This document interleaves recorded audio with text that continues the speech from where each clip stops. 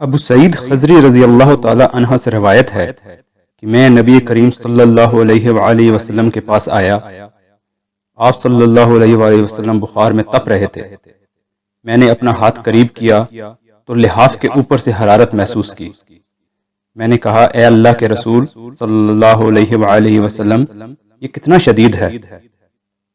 آپ صلی اللہ علیہ وآلہ وسلم نے فرمایا، ہمیں تکلیف بھی دگنی دی جاتی ہے اور اجر بھی دگنا دیا جاتا ہے۔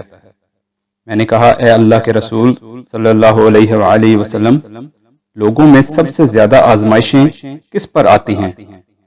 آپ صلی اللہ علیہ وآلہ وسلم نے فرمایا، انبیاء علیہ السلام پر، پھر نیک لوگوں پر۔